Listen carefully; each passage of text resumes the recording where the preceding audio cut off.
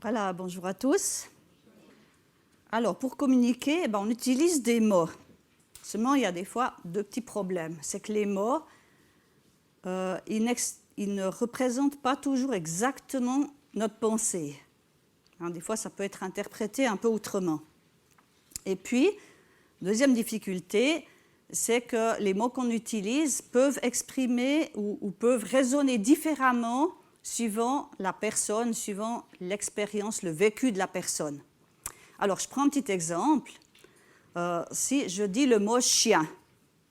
Alors, le mot chien, ça peut être, voilà, c'est un animal simplement. Pour un biologiste, ce sera peut-être un mammifère, de la famille des canidés, il y a tant de sortes de races, etc. Il va classer le chien dans une certaine catégorie. Pour une autre personne, ça va représenter un fidèle compagnon.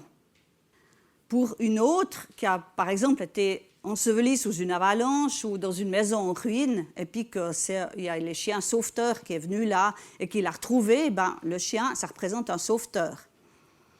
Pour un policier, ça peut être un auxiliaire de travail, un chien policier.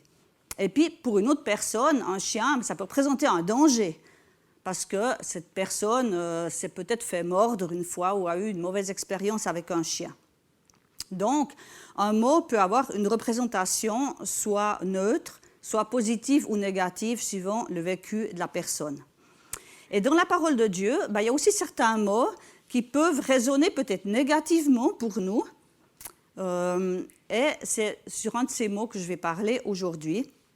Il s'agit du mot humilité.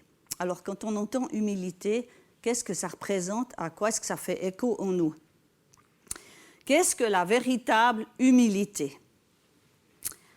Alors, peut-être parfois, on associe l'humilité à une certaine faiblesse, à une certaine mollesse de caractère, peut-être à une mauvaise estime de soi, à de la timidité, un manque de courage, un dénigrement de soi, ou peut-être des privations. Et peut-être qu'on fait ça parce qu'on utilise ce mot un peu en lien avec, quand on dit que quelqu'un est de condition humble, ça veut dire qu'il n'a pas un niveau social très élevé. Quelqu'un de condition humble, c'est un ouvrier, une ménagère, ce n'est pas un avocat ou un médecin. Donc, ça indique peut-être une certaine pauvreté, un statut social pas très élevé. Et c'est pour ça que le mot humilité peut résonner négativement pour nous. Dans Matthieu 11, 29, Jésus a dit « Acceptez mes exigences et laissez-vous instruire par moi, car je suis doux et humble de cœur, et vous trouverez le repos pour votre âme. » Alors Jésus se décrit lui-même comme étant humble. Donc, associer l'humilité à une faiblesse de caractère ou à un manque de courage, ça ne correspond pas tout à fait à notre Seigneur. On est bien d'accord. Je crois que Jésus, il savait exactement qui il était. Il n'hésitait pas à dire qui il était. Et il affirmait aussi d'où il venait. Et puis, il n'hésitait pas à confronter les religieux de son époque, à traiter les pharisiens d'hypocrites ou de sépulcres blanchis, et à chasser les vendeurs du temple. Donc, l'humilité, ça représente peut-être autre chose que ce qu'on imagine. Alors, qu'est-ce que la véritable humilité? Et la parole de Dieu, elle nous exhorte à nous revêtir d'humilité. Dans Colossiens 3, verset 12, « Ainsi donc, en tant qu'être choisi par Dieu, saint et bien-aimé, revêtez-vous de sentiments de compassion, de bonté, d'humilité, de douceur, de patience. » Et puis dans 1 Pierre 5, les versets 5 à 6, « De même, vous qui êtes jeunes, soumettez-vous aux anciens. Et vous soumettant tous les uns aux autres, revêtez-vous d'humilité, car Dieu s'oppose aux orgueilleux, mais il fait grâce aux humbles. Humiliez-vous donc sous la puissante main de Dieu, afin qu'il vous élève au moment voulu. » Se revêtir d'humilité, qu'est-ce que ça veut dire? Se revêtir, c'est se couvrir, c'est s'entourer. Et dans le terme grec, il y a aussi une idée, une pensée de la ceinture, de se ceinturer. Et la ceinture, c'est ce qui empêche les vêtements de tomber et de gêner la marche. Alors, le vêtement, eh bien, il a plusieurs fonctions que je ne vais pas détailler parce que ce n'est pas le thème aujourd'hui. Mais un habit, c'est quelque part aussi représentatif de notre personne. Il peut indiquer, par exemple, notre profession.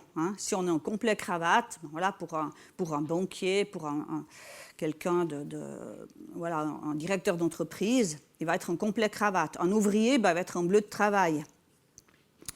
Ça peut représenter aussi notre statut social, quoique, bon, il y a des gens, des fois, qui n'ont pas beaucoup d'argent puis qui sont très, très bien vêtus.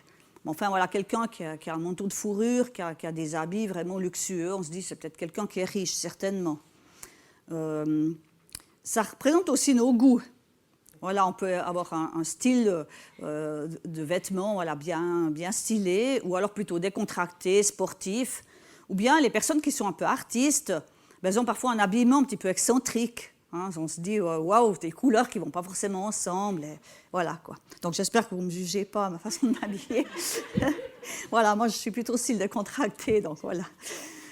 Mais voilà, ce vêtement d'humilité, eh bien, est-ce que ça nous représente? Est-ce que nous sommes connus pour être des gens qui avons de l'humilité? Donc dans le sens, bien sûr, spirituel et non social. Alors, je crois que c'est important de bien comprendre qu'est-ce que c'est l'humilité pour que nous puissions mettre en pratique cette parole de Dieu et nous revêtir d'humilité. Alors, je vais définir 3 caractéristiques de l'humilité. Tout d'abord, lire un texte dans Matthieu 18, les versets 1 à 4. À ce moment-là, les disciples s'approchèrent de Jésus et dirent « Qui donc est le plus grand dans le royaume des cieux ?» Je peux afficher la suite. Jésus appela un petit enfant, le plaça au milieu d'eux et dit « Je vous le dis en vérité, si vous ne vous convertissez pas et si vous ne devenez pas comme les petits-enfants, vous n'entrerez pas dans le royaume des cieux.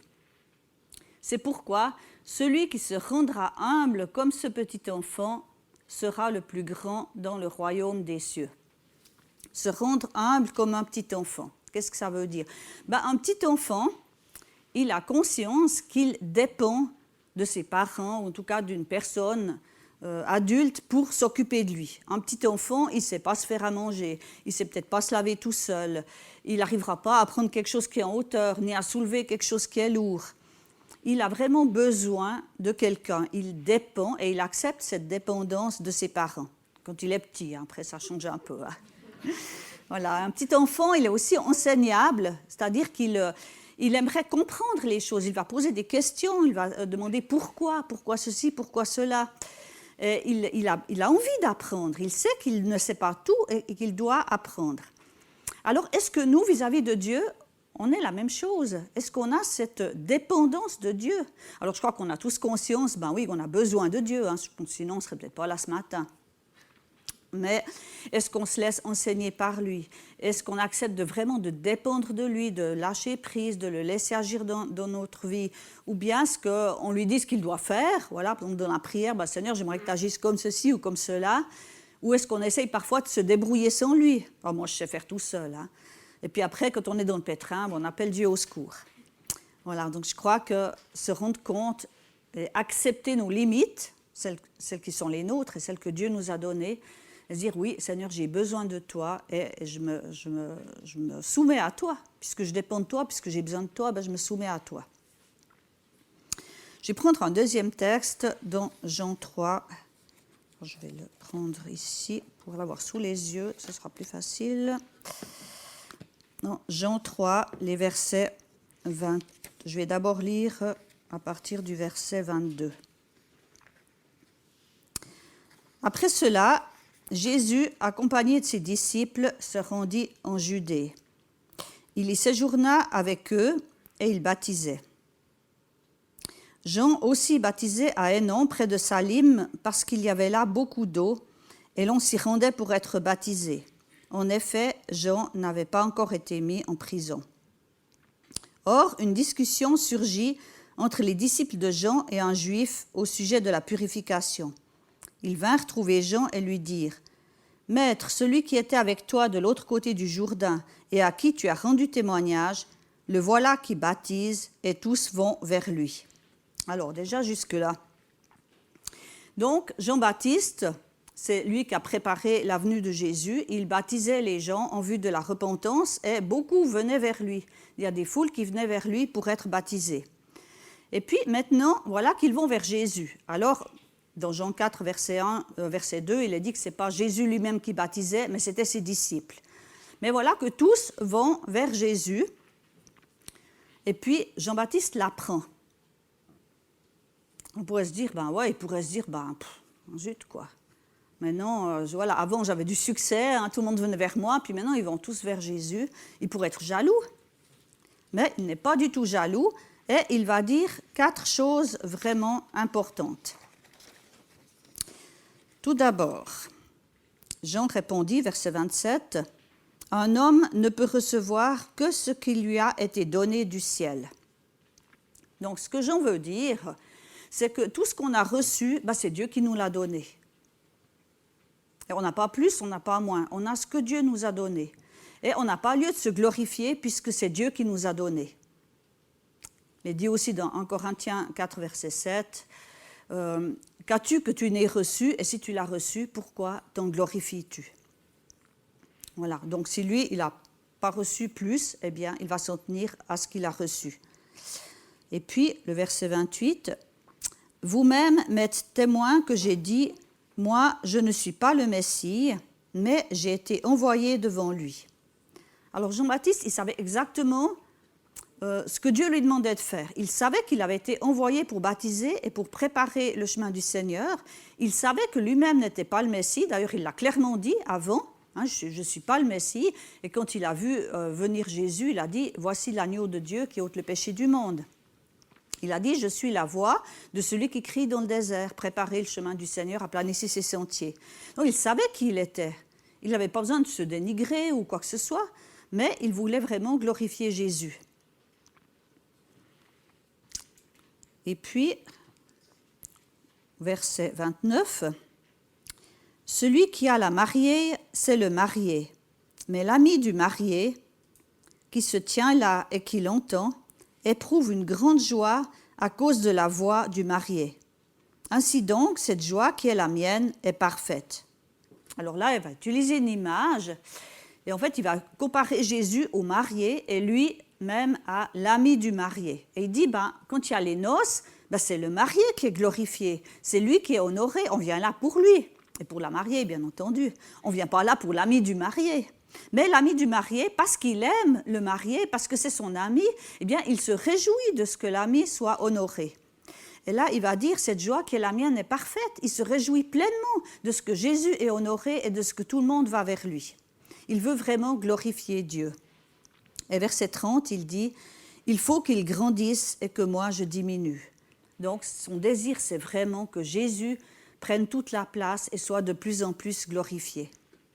Donc l'humilité, c'est rechercher la gloire de Dieu et non pas notre propre gloire. Et là, c'est déjà plus difficile que le premier point. Dépendre de Dieu, ça va encore. Mais glorifier Dieu toujours et pas prendre la gloire pour nous, c'est déjà un petit peu plus difficile parce qu'on aime quand même bien avoir des fois un peu les honneurs. Et puis, troisième point, Philippiens 2, versets 2 à 4. « Rendez ma joie parfaite en vivant en plein accord. Ayez un même amour, un même cœur, une unité de pensée. Ne faites rien par esprit de rivalité ou par désir d'une gloire sans valeur, mais avec humilité, considérez les autres comme supérieurs à vous-même. Que chacun de vous, au lieu de regarder à ses propres intérêts, regarde aussi à ceux des autres. » Alors, quand on se lit ce verset, avec humilité, considérer les autres comme supérieurs à vous-même, on se dit, ouf là là, alors il faut se dénigrer, il faut se dire qu'on n'est rien du tout, puis les autres, ils sont tout bien. Je crois que ce n'est pas ça que ça veut dire. La parole de Dieu, elle nous dit que nous avons tous des dons différents. Dans Romains 12, verset 6, nous avons des dons différents selon la grâce qui nous a été accordée. Et dans 1 Corinthiens 12, qu'on ne va pas lire, mais il est parlé du corps de Christ, qu'est l'Église. L'Église est comparée à un corps avec différents membres, dont Christ est la tête ou le cerveau. Et il est bien dit, ben voilà, chaque membre a sa place dans le corps, mais les membres n'ont pas tous la même fonction. Et l'un n'a pas à être jaloux de l'autre. La main n'est pas à être jalouse du pied ou l'inverse. Pourquoi? Parce qu'ils sont tous utiles. Ils sont tous utiles, indispensables, et ils doivent fonctionner ensemble, soumis à la tête. Alors, considérer autrui comme supérieur à soi-même, ça veut simplement dire reconnaître ce que l'autre a reçu de plus que moi et de différent, dans tel ou tel domaine. Ça peut être dans le domaine spirituel, ça peut être aussi dans un autre domaine. Dans le domaine de la technique, par exemple, je reconnais que là, il y en a qui sont plus doués que moi, voilà, ou dans le domaine de la musique. Voilà, moi, je ne saurais pas jouer du piano ou faire d'autres choses. Et voilà, et dans d'autres domaines, eh bien, moi, j'ai des dons que d'autres n'ont pas reçus. Et si tous on fait comme ça, si tous on sait regarder qu'est-ce que l'autre il a reçu de plus et se soumettre à ce qu'il a reçu, parce qu'avec le don vient l'autorité pour l'exercer, eh bien, à ce moment-là, qu'est-ce qui se passe? Ben, il y a l'unité dans le corps de Christ. Tout fonctionne bien parce qu'il y a cette soumission les uns aux autres qui se fait naturellement. Et là, c'est Dieu qui est glorifié. Voilà, donc en conclusion, j'aimerais dire que voilà, on a chacun notre place et notre rôle que Dieu nous a donné. Tout vient de lui. On voit dans la création, si on relit Genèse 1, que quand Dieu a créé les cieux et la terre, eh bien, il a désigné pour chaque élément une place et un rôle bien précis. Et il n'y avait pas de mélange. Voilà, l'un ne pouvait pas remplacer l'autre. Hein. Je crois que les plantes ne peuvent pas remplacer les animaux, ni le soleil remplacer la lune ou que sais-je. Hein. Donc voilà, chaque chose a une place bien précise. Et tout vient de lui. Et nous dépendons de lui pour tout. Donc l'humilité, c'est reconnaître notre besoin de Dieu et accepter de dépendre de lui. L'humilité, c'est chercher à glorifier Dieu dans notre vie et pas chercher à se glorifier soi-même. L'humilité, c'est reconnaître les dons des autres et nous soumettre à eux dans ces domaines-là, en vue de l'unité et de la gloire de Dieu. Donc, l'humilité, c'est de voir vraiment qui nous sommes, considérer qui nous sommes, ce que Dieu nous a donné, le mettre au service des autres, ne pas s'en glorifier. Et reconnaître aussi ce que Dieu a donné à autrui pour l'édification du corps de Christ. Donc, il n'y a pas de place ni pour se glorifier soi-même, ni pour être jaloux ou rivaliser avec les autres, puisque nous avons tous reçu quelque chose de la part de Dieu. Et nous sommes tous utiles et l'Église a besoin de chacun. Alors, je crois qu'on peut choisir de porter ce vêtement d'humilité, de se revêtir d'humilité, et Dieu en sera glorifié, et sa gloire sera aussi sur nous et sur son Église. Parce qu'il y a aussi une conséquence à tout ça. Proverbe 18, verset 12. « Avant la ruine, le cœur de l'homme se montre fier, mais avant la gloire se trouve l'humilité. » Donc une autre version dit l'orgueil précède la chute et l'humilité précède la gloire. Voilà, c'est peut-être plus facile à comprendre comme ça. Donc l'humilité précède la gloire. D'abord l'humilité et ensuite la gloire. Et dans 1 Pierre 5, 6, donc je relis ce verset qu'on a lu au début, « Humiliez-vous donc sous la puissante main de Dieu. » Donc reconnaissez votre besoin de Dieu, dépendez de lui, afin qu'il vous élève au moment voulu. Voilà, j'aimerais terminer par la prière. Seigneur, merci parce que nous avons aussi l'exemple de Jésus-Christ qui s'est abaissé, qui a pris ce corps d'homme pour venir nous sauver. Et Seigneur, tu lui as donné, Père, tu lui as donné la plus haute place, la plus haute autorité, et tout genou fléchit devant lui, et fléchira devant lui. Et c'est vrai que c'est notre exemple, c'est notre modèle parfait, Jésus. Seigneur, aide-nous, à chacun de nous aussi, à nous revêtir de cette humilité, à accepter de dépendre de toi. Et merci parce que, Seigneur, tu nous as à chacun donné des dons, tu nous as à chacun donné une place, un rôle. Et Seigneur, tout vient de toi, on n'a pas à s'en glorifier. Mais Seigneur, tu désires qu'on puisse se servir les uns les autres au travers de ce que tu nous as donné. Et Seigneur, aide-nous à voir aussi qu'est-ce que tu as donné aux uns et aux autres, à pouvoir l'encourager dans ce domaine-là et à nous soumettre les uns aux autres, chacun avec ce que tu nous as donné. Merci parce que c'est vrai, c'est par ton esprit aussi qu'il y a cette unité au sein du corps. Mais merci parce que nous sommes chacun précieux devant toi et nul n'est mis de côté. Béni sois-tu, Seigneur. Amen.